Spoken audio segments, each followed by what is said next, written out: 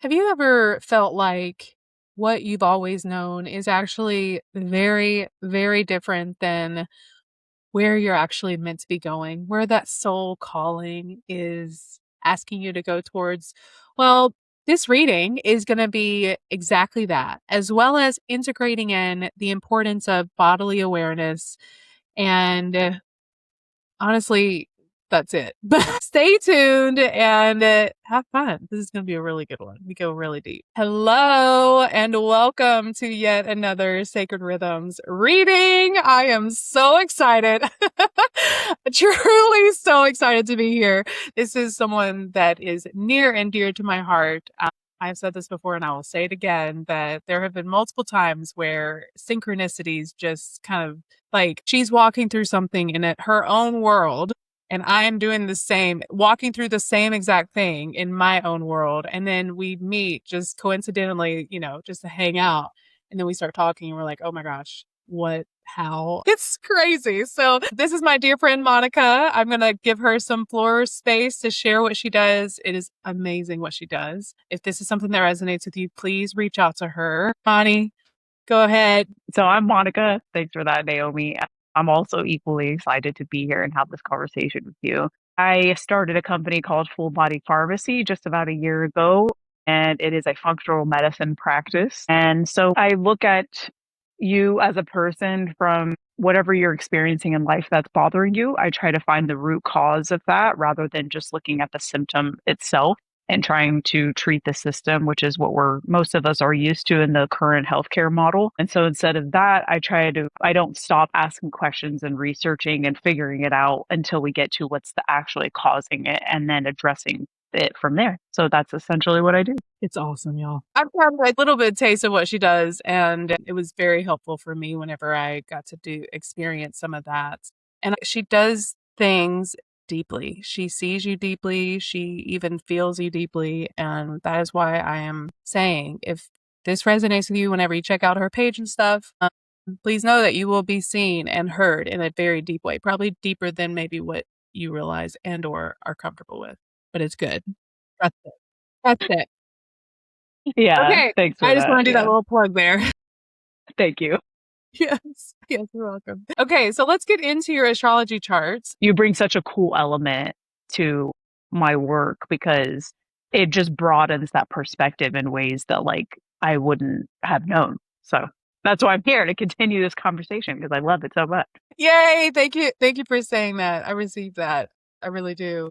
And thank you for taking me up on this so that we can continue it because it really is. I enjoy it too because I'm in the more, I guess, the woo-woo side, as some might say, but I really enjoy learning about how the body fits into that and in a very practical and real, like your organs, how you function. And it's fun to be able to bring the two together. Like it really feels fun to me. So if this is your first time watching me do a reading, I want to let you kind of know what to expect here. So I'm going to start by chatting with Monica, chatting with you about Monica's chart.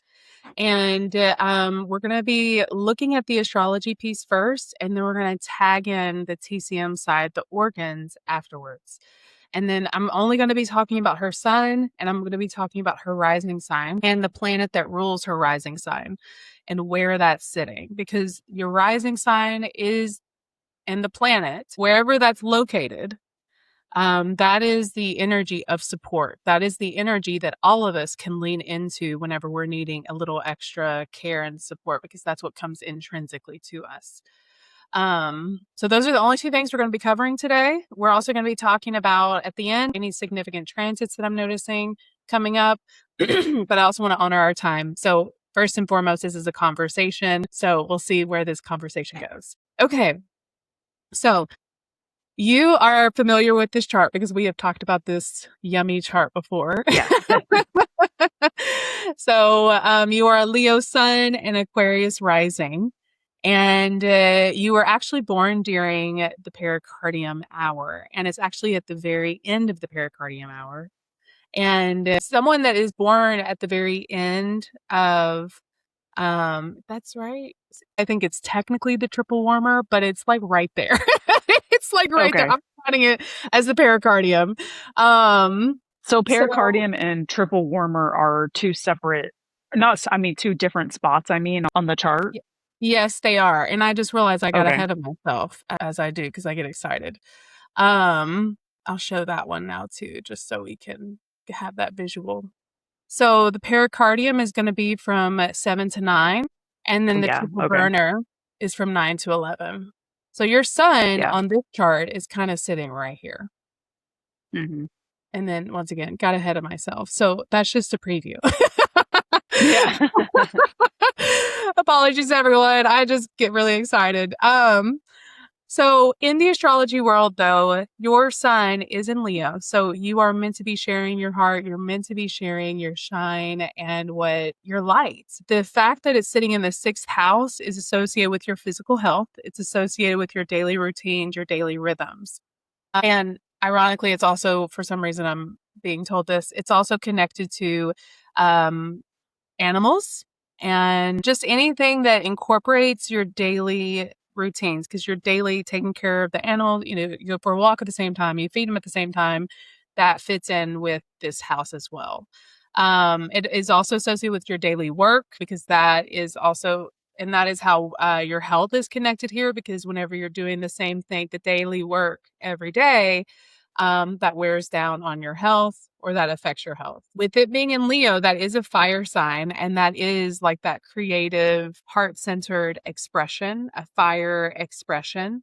Um, and so, really, to me, what I'm seeing with this sixth house in Leo is that it's all about you truly having all aspects of your day being something that feels really good and heart centered for you and expansive, even. But that's what I'm seeing for the sixth house. You do, is there anything else I want to say here right now? Probably not. No. Okay. So, your rising sign is in Aquarius. And in traditional astrology, Aquarius is ruled by Saturn. And I'm going to focus on Saturn because the other planet that rules Aquarius, it's more impactful later in life, and it's also a generational planet. So Saturn is going to be the one that's more commonly associated and just, to me, feels more intrinsic, close to the personal. Your Saturn is in Capricorn, like mine. But Capricorn is sitting up in the 11th house. The 11th house is associated with social justice. It's associated with the collective. It's associated with a greater network of people. You do have other planets sitting up there too, and those both are also influencing that Saturn. Those planets are the one immediately next to Saturn, which I did not explain that. So Saturn is this number 5 here. And then the next one is Neptune. And the next one is Uranus. So Saturn is the one that rules your rising sign in Aquarius. And what that tells me is that whenever you lean into and allow the support of this 11th house and or the support of Saturn, you'll actually, your entire system, your physical symptom, your energetic, your emotional, your entire system will actually feel like it can take a breath whenever you lean into the qualities of Saturn. Especially whenever you lean into the qualities of Saturn in the context of the social media stuff, because Chandy Nichols talks about how the 11th house is associated with the social media. But not only that, it's also about that social justice. Whenever you allow those structures of your world to be geared towards that social justice, to be geared towards the greater network. That is what is going to be most supportive for your entire system. Whenever things get a little bit foggy or hazy or unclear, leaning into that energy will be supportive for you. Does that sound true for you? Like whenever you think about, That's a really interesting. Yeah, I think, well, what comes to mind first actually is that I recognize that actually as being a challenge for me in most of my life.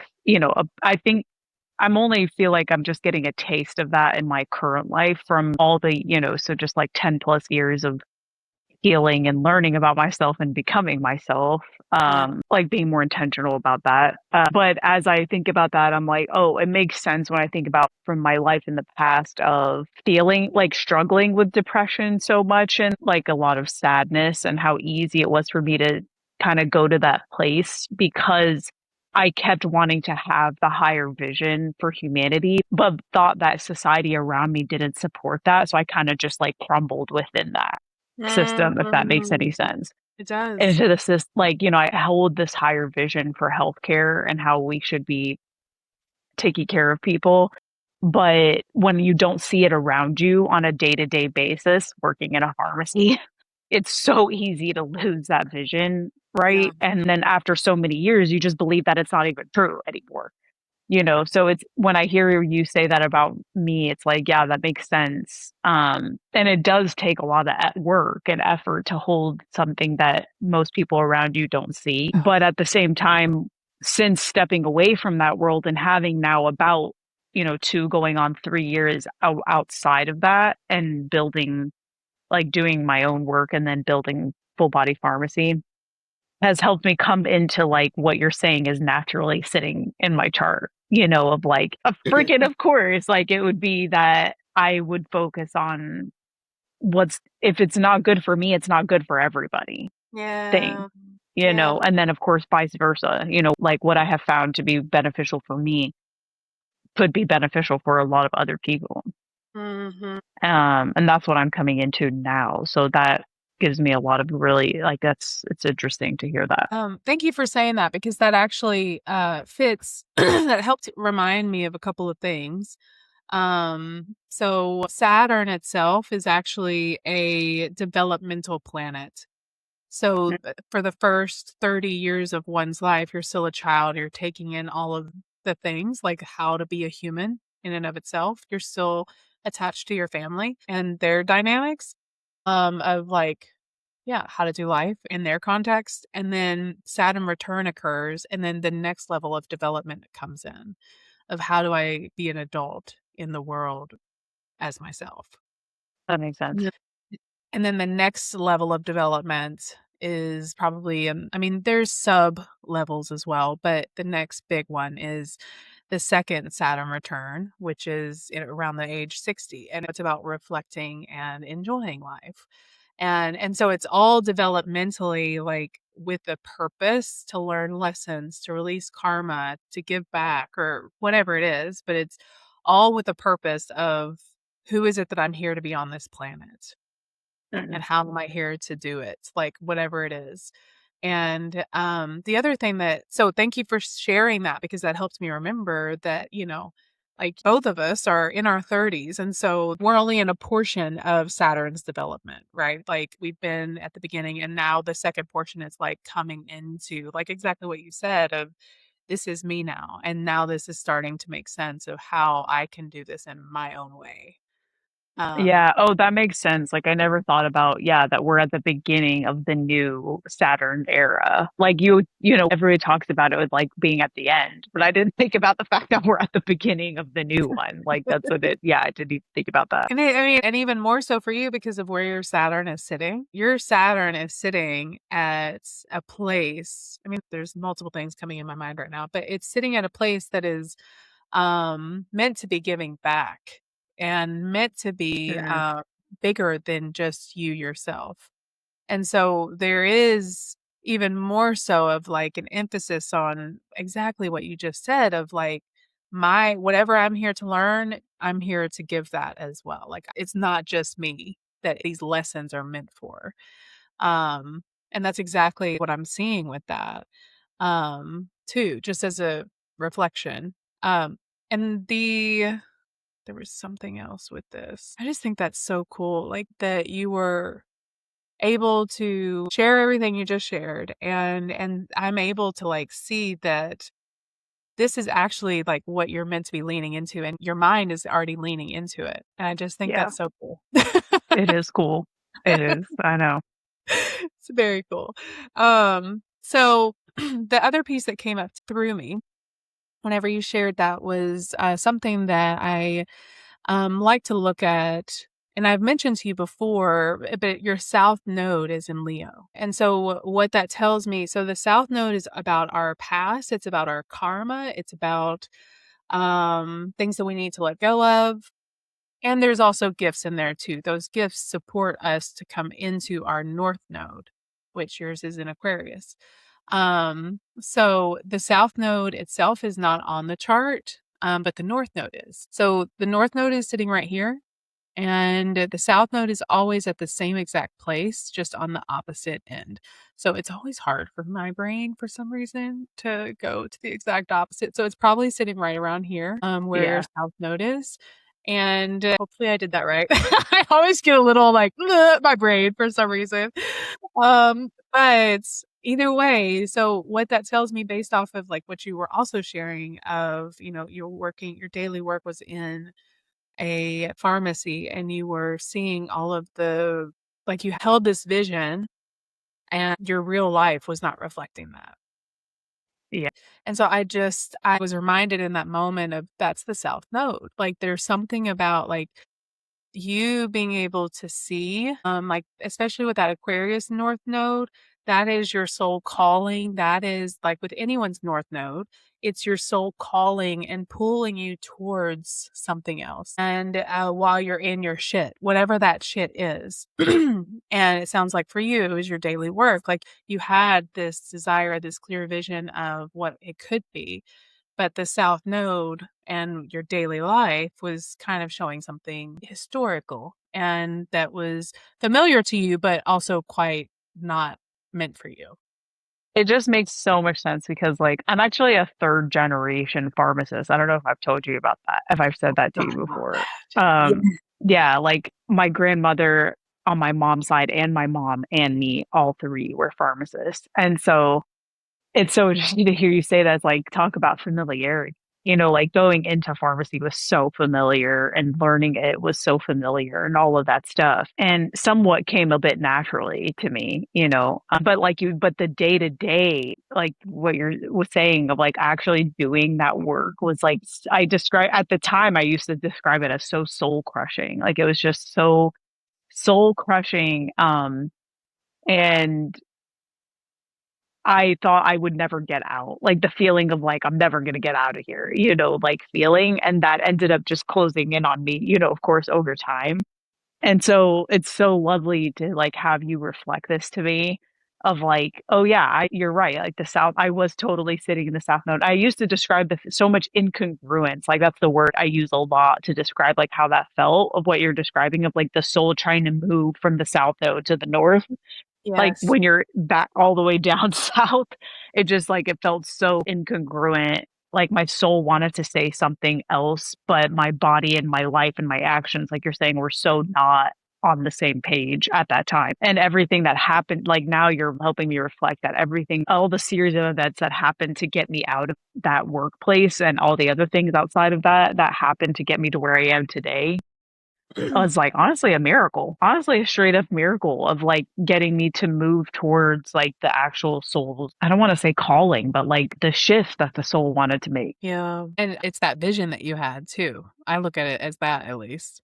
Does that Yeah. sound like that too? The vision I held for, yeah, totally, totally, totally. Yeah, the vision I held for myself and others, yeah, it was definitely like the soul's eyes almost, like looking out to Yeah. the future. The soul doesn't know the future, but you know what I mean? Like Yeah. what we know as the future. It was like it could see that. Yeah. That's beautiful. I love that. It's so cool. I want to share something that I forgot about whenever I pulled up your chart again. I was like, oh shit, I totally forgot that your Venus is conjunct Chiron. Mm, It's yeah. literally the same exact degree. Like they're sitting on top of each other. And I was like, Can you point that out with your mouse? yes, absolutely. Right here. Chiron and Venus and Oh, in Jupiter. Cancer. Yes. Okay. Okay. And this is sitting in the next house over. So this house is specifically connected to creation energy. It's connected to like manifestation stuff, creation, manifestation, inner child, play, imagination, fun. And then Cancer is I think you probably know this, but I'm going to say this anyway. Cancer is the energy of holding. And so it's the energy of the womb, it's the energy of the mother, but it's also connected to the growth that occurs in the womb. So a mother, ideally is able to hold something from here or even smaller than this, of course, and grow it to Hmm. a fucking baby. Like it's that ability to be able to hold something while it grows. And it's not just a baby either, but that's the energy of Cancer is they're able to hold space for the growth process of creation. Wow. Yeah. And so Cancer, and let me say this though, the Chiron and Venus is sitting here tells me that there is like a disconnect or a even a fear I'm hearing of really being able to hold and grow something and keep it Yeah. safe, hold it safe. And if you, we don't have to go into this, but if you don't want to, because that might be No, too. no, I just love that. I was just going to say that I love that imagery. That's something I'm going to like sit with today, like throughout my day today. I love that imagery of like being able to hold something while it's growing. Like that's really significant right there. Because even though I haven't had the desire to have my own children, like you're saying in that way, and I know it's not, like you said, it doesn't just apply to physical childbearing. I've always said that though, of like, oh, but I want to birth something else and because I want room to grow. I want to birth something else, like other things, Yeah. into this world. And that feels more aligned with me. And so that's why I'm like, oh, I'm going to reflect on this because it's like, you know, yourself having to, because at the same time, right, it's like you, the person carrying the thing that's growing, has to grow. It's Like your true. own capacity has to expand. Yes. I didn't even think about that, but yes.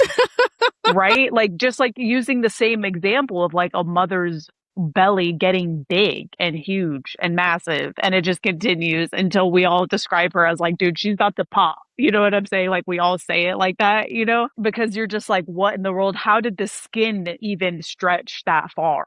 Yeah. And so like that body carrying the baby had to stretch. Yeah.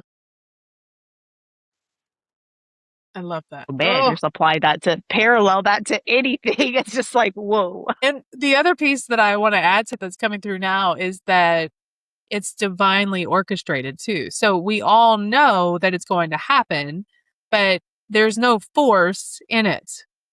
There's no making the body stretch. It just does in a divine orchestrated way. Just does, So, man. and Yeah. that's, I'm getting fired up now. Yeah.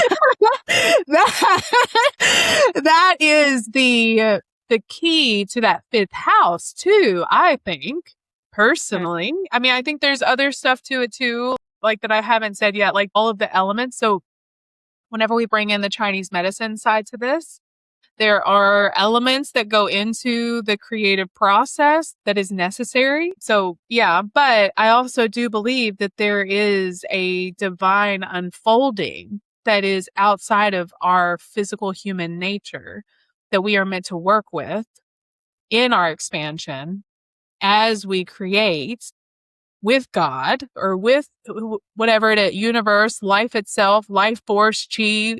There's many different words for it. But as we work with that frequency and we allow our vessel to expand in whichever way it is meant to, that's whenever the true, like, God given creation, like a soul coming into a body or a soul coming into a business, whatever it is, can actually come through. Yeah. Mm, that's good stuff. I love it so Yeah. much. Oh my God. Me too. Yeah, that's good stuff. My whole body is like, fuck, that's good. That's Yeah. see, y'all, this is what happens whenever we get together. Yeah, it's so true. It's so true. It takes like a good 20 minutes of like us coming together like this, and then all of a sudden it starts So, and just we like just this. elevate. Yes. Amazing. I love it.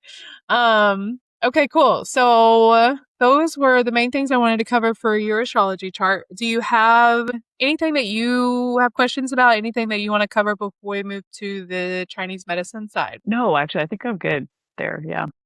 Okay. So I am going to explain this. So this is a 24-hour organ chart in within a 24-hour period, each organ is receiving chi, life force, energy to do its job at a 2-hour increment. So the time that you were born during, the organ that was active during that time, is actually an organ that is here, that you're here to be learning the most about. Meaning, you're here to be learning what it's like for Monica, what it's like to, I mean, it might be pericardium or triple burner, really, at this point. I don't know which one it is. And probably the more I describe it, you could probably figure it out, honestly, because you're living in your body. But I'll just use me as an example. So I was born during the triple warmer time. So whenever I came into this world during that time, I got to experience and am experiencing the heights and depths, the darkness and the light of what the triple burner in health and dis-ease is meant to be, what it Mm, feels like in the body. And so for me, that involved the first half of my life, the first 30-ish years of my life, in really not great health.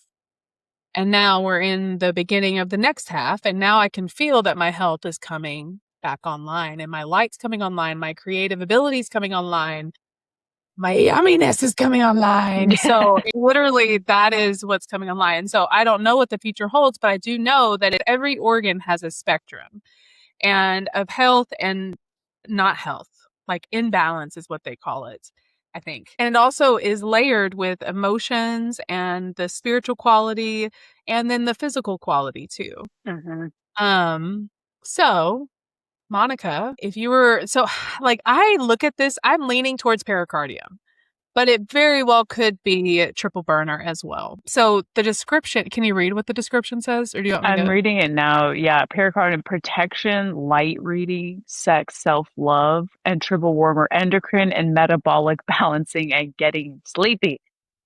First I have a question though. Is it common for people to is it just coincidence that I'm a Leo is a fire sign and I'm also born in the fire time, or is that normal? No, it's not normal. Okay. Everyone is a little different. So I'm an earth sign and I Okay. was born during the fire time. Okay, okay. I was just curious. Okay, Yeah. okay, okay. It's just interesting.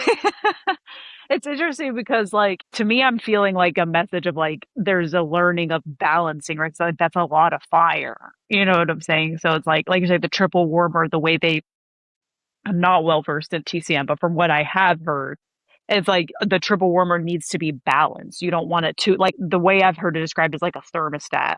Like you Mhm. don't want it too hot and you don't want it too cold. You want it to be able to constantly be calibrating right to that right temperature. Mhm. Um, and so it's really interesting. But like you said, it's hard. It's like I was born at 9:03. So I know what you're saying. It's like we're almost like right there. And I do kind of relate to all of that. Um, Well, but I and think that's more where so pericardium. okay. I was just thinking about how your south node is in Leo but it was below your sun and not above your sun. Um Mm, so yeah, so that was a side thought. So pericardium is associated more, as you already saw, protection, light reading. This is typically what's recommended during this time of day. And you had mentioned balance, and you had mentioned I should create my own wheel so I can actually put the descriptors on there. That could be fun. There might do be one. it. Yeah. Talk Yeah. about creator vibes. Talking about balance, bringing that. Is that the word that was coming through you? Was balance, like with the fire and Yeah. everything? So the other interesting thing about the pericardium triple burner is that while it's a fire element, it's not necessarily the expressive up and out fire elements. It is Okay. Yeah. more the let's calm, like if you think about the time of day that this is happening, it's going to be the more restorative, the more healing aspect of fire. And so meaning that like the triple burner actually it is connected to multiple organs in the body. It's divided into 3 sections and they're connected to, each section has specific organs in it. But the entire thing is the triple burner.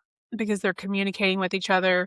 And that's where all of the elements come into play because every single, wood, fire, water, all of the elements are in the triple burn. And Okay, they're makes all sense. needed in order to maintain that balance, in order to maintain fluid and heat balance that allows the heart to come out and share itself, to be itself, to the shed, the spirit, the essence of who you are. And so, in that regard, there is still movement happening, but it's in a like it's not outwardly expressed movement. It's more of that inward functioning, restoring. You know what I mean? Does that make sense? The difference between the two?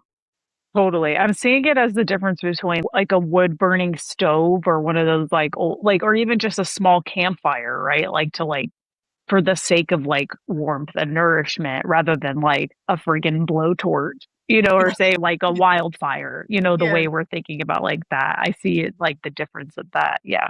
I love that. Yeah. And then the pericardium protects the heart, as it already has said, and it also helps us process through heartbreak. And so process through heartbreak protects the heart. It's also connected to the dynamic between me and another. So I'm autonomous, sovereign, and also that I'm connected whenever it's intimacy and connection. And so I look at this as the actual dynamic.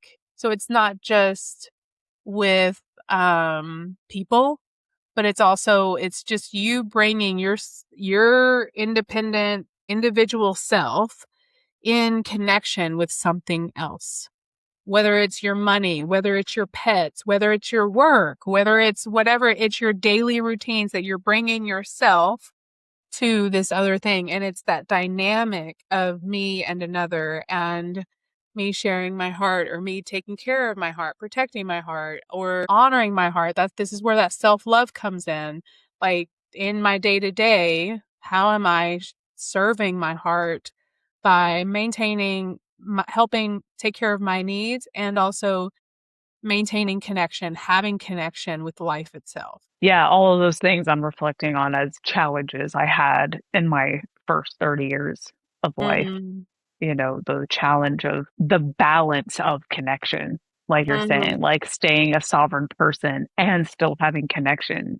Sometimes my heart was like too open for too long type of thing. Feel that. And yeah, so I'm just reflecting on that balance of heat, like you're saying. Yeah, and there is a lot to it, but it also, yeah, what I'm feeling is that this is a big part of what you're here to be learning about. Yeah, totally. Yeah, that's what landed on me too. Um, and the other thing, I do associate both of these heavily with the nervous system. And so, especially the triple burner, because the organs that, what is it, the fascia? I got this some in one of my lessons that I learned earlier this year. I have this visual in my head of something that she sent us, the teacher sent us, and it was essentially, I want to say it was the fascia that was, or it might have been the organs themselves. I don't know, but it was all these different body parts all throughout the body that the triple warmer was connected to. And I mean, Mm. it started with like the tongue. It was like a literal tongue. And then it had like fascia, and then like the fucking heart or the liver. I mean, it was just the point I'm trying to get at is that this was all, it looked very much like vagus nerve stuff.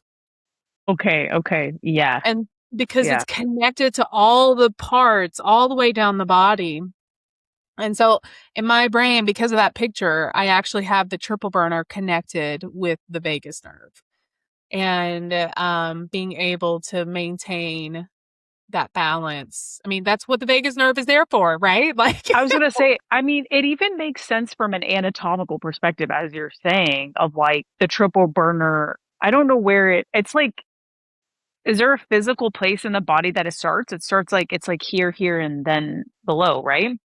yeah, It makes sense. And then, like you said, the vagus nerve runs all the way down the spine. So it makes sense that has like that they're connected in that way because they're almost even sitting in the exact, not almost, they are sitting in the exact same spot, even in the body yeah, yeah. or along the And same line, I mean. Yeah, and that reminds me that I actually watched something that no, saw something on Instagram that talked about how the cervix, like the vagus nerve, I don't know if it ends in the cervix, but at least for a woman's body, it is like close, like it's there and it's outside of the spine. So people Yeah. could feel their cervix even when their spine was, fucked up. Um Oh, okay, okay. and Yeah. so the cervix and the vagus nerve, and I'm bringing this up because the triple burner has a close connection with the endocrine system, with the reproductive areas, because that is also the fire of creation. It is also like it's connected. The endocrine stuff is also associated with the thyroid and the adrenals, which is our stress. Those are our stress hormones, stress organs, rather. And so that is also why I associate the triple burner with the nervous system. And because that's how we respond to stress first is through those organs and through that nervous system. They're connected. But um, yeah, it's Yeah. just That interesting. makes so much sense because it's like, again, if you use example, if it's too hot, it's like you could describe that as the person who's like the emotions that come from that, right, are going to be like anger and like the constant moving, wanting to like what we would describe as a heightened nervous system, right? But Yeah. then if somebody's too cold, it's like going into freeze or, Yeah. going into like fawn, type of state. So it makes total sense. But when you're balanced, you can move in and out of those states without kind of like getting stuck in either one or the other because we're Yep. supposed to be able to move, Yep. you know, in and out of that. Those are the So that's movements in between the elements too. right. And that's like the movement between like, okay, this moment I'm feeling heated, fire, so I need to bring some coolness. So let me bring this other organ that's going to foster cool, whatever it is. You know what I mean? Like whether it's water or it's wind or whatever it is, let me bring this other element in so that my body can find that balance again. And so that my entire being can actually continue not not only maintaining homeostasis, but being my magnetic creator self that I'm here to be. Because it's not Yeah. just physical body balance, it's also spiritual balance and peace and ease, and really being able to be fully present and creating from the heart and not just surviving or not just, yeah, surviving and being stuck or inflamed or all the other things that Yeah, happen with the exactly. stress. But um yeah, so fun. I love it. Okay. That's a So great correlation. Yeah. Let's keep it. yay. So your rising sign, the rising sign is Aquarius, and the planet that rules that rising sign is sitting in the spleen house. Okay. So that spleen house is associated with the earth element, as you can see, but it's also associated with being able, the fascia, the lymph nodes, all of that. And this is deeply connected to that triple burner. So, the other piece with this is that each organ system that's opposite each other, they actually have a relationship with each other too. They influence the health of each other. So the spleen and triple burner both are connected to immune system things. So whenever you're needing a little bit more balance in your world, leaning into your spleen, leaning into your sense of self-worth, leaning into warm, cozy foods, foods that make you feel nourished and cozy, like little teddy bears hugging you. like we're talking like yummy, good stuff. Yes, like that is what is going to help you to keep going with Okay. everything, like balance and all the things and relationships and et cetera, et cetera. There was something else. Yes. So I did not mention this, and this is coming back into my awareness now. So your rising sign is at the end of Aquarius. So this is where your rising sign is sitting right here, that line. And Hmm. then these are the houses, and they all have different correlations with them. This first house is going to be directly connected to that rising sign. And it will have the entire Pisces energy sitting in that first house. So, the thing that was getting brought up in my mind to share again is that Pisces energy, the planet that rules Pisces, all that stuff is also something that is significant to your physical health. And I say physical health because the first house rules the body and in astrology. And in the TCM side, do you have any questions before I go to the TCM side? I just want to hear more about this. I want to hear more about Pisces. Like how exactly what you're saying, how this is influencing, like why this is important for me. So, Pisces energy in general is associated with flow. It is associated with like we are one. So, any Pisces energy is going to quickly be able to lose their identity. Essentially, Yeah. lose their identity in the context of someone else. And so the body, your physical body, while you are ruled by Saturn, you have that Aquarius rising. This Pisces energy does play a significant role in, I do want to talk more about that in a second. But the Pisces energy in general does play a role in like you being able to differentiate and clarify, even that's the better word that's fitting for now, is clarify like who it is that you are separate from anything and everyone, whatever it is. But there's also like in general, anyone can Google Pisces risings, but I like in general, Pisces, people that have Pisces in the first house, I think have more of like that ethereal look to them. So they do have big eyes, and I think you have big eyes. Like pretty, not bad, just Interesting. pretty and big. No, But no, they're I know. That's very, interesting. yeah, it's very like ethereal, watery, attractive, like it's given this kind of vibes. I don't know exactly how to say it in the context of astrology, but the planet that rules Pisces in the traditional sense is Jupiter. And your Jupiter is sitting over where that Chiron, Jupiter is sitting right here. Still in Hmm. Cancer, but it's sitting right next to the stuff that we've been talking about. And so seeing as this is like right on the edge, this is definitely going to be in your triple warmer area.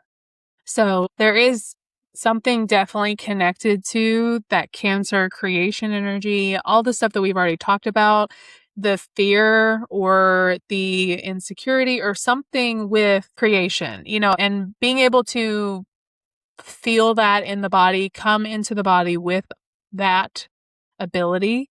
Right now, what it feels like is that there might be that fear or the things that are, and no, it doesn't feel like that completely. I think that's been getting worked through. Um, but that's what's been there in the past is in the Fear body of here. Oh, okay, okay. Wait, let me make sure I understand this correctly.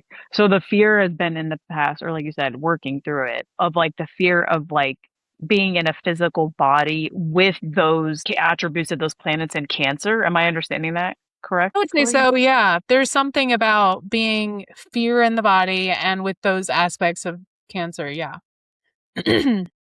And even, Of like embodying those, yeah, we could say it yeah. that way, like embodying those characteristics. Yes, I love how you said that. Yes. Yes, yes, yes, Okay. yes. It's very watery. So it could be less inflammation and more stagnation of water. Mm. And maybe the freezing, but just because of how much water is sitting here. I think the stagnation is accurate because my lymph is like a chronic issue for me, like Yeah. lymphatic flow. Yeah. That would make a lot of sense. Okay, Yeah, there's something there for sure. we could talk about it more. Yeah, because I just want to sit with that a little bit more. Um, Yeah, okay, so the triple burner is also influencing that first house, um, which is connected to the large intestine. So yeah, there's also something there too that we can talk about more in another time. But yeah, okay. So we talked about your sun and we talked about the planet that rules your rising sign. And where those planets are sitting in the frame of the TCM organ chart. So we talked about the organs associated with each of those planets and where they're sitting. Is there anything else that you want to cover before we kind of tap into like the energy of the planets, the transits that are happening right now? no, I think it's a good place for it. Okay, awesome. So we are currently in Cancer season. So the sun is currently sitting probably, I don't know if it's sitting that close, but it is definitely sitting right around here. So, Hmm. um, seasonally, so this is what I typically like to do, guys, whenever I do transits or really wanting to bring this information down into the lived experience of life itself.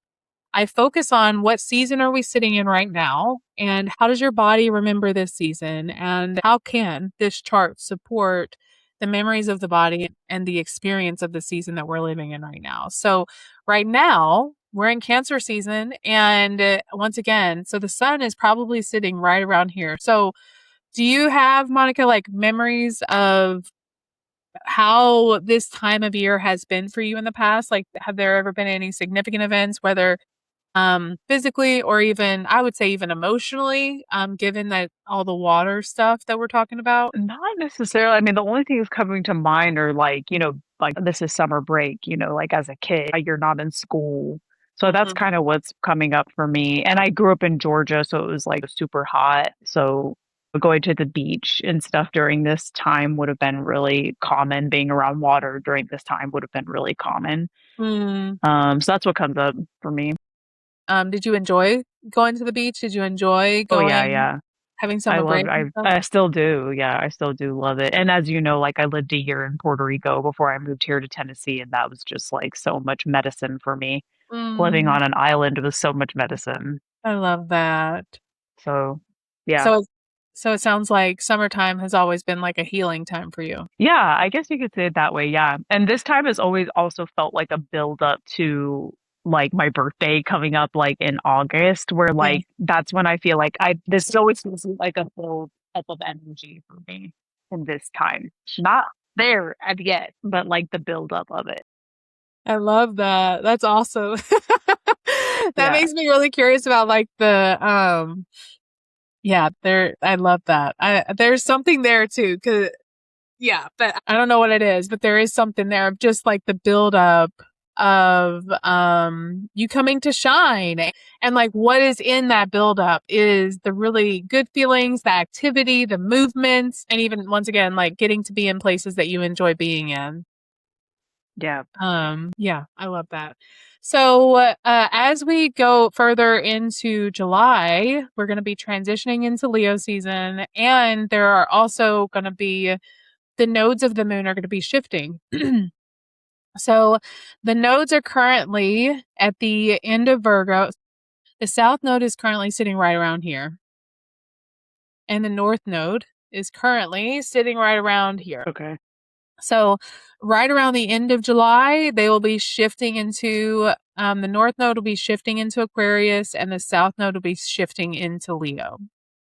And so, this is going to be very activating, obviously, for your sun, your moon, and even your nodes. And so this will affect your daily life. This will affect things that are coming outside of your control that you just get to surrender your ego to. And that's where, with you having the moon sitting here too, there is going to be some emotional processing that occurs, but it is ultimately going to be for the benefit because you have your north node sitting here, which is once again where that soul is wanting to go towards, what your soul is wanting to go towards. And so, yeah, and then because the south node is going to be sitting here and you've got your south node here, there is going to be a little bit more letting go um, of habits, rituals, daily things that are no longer serving you and where you're meant to be going towards.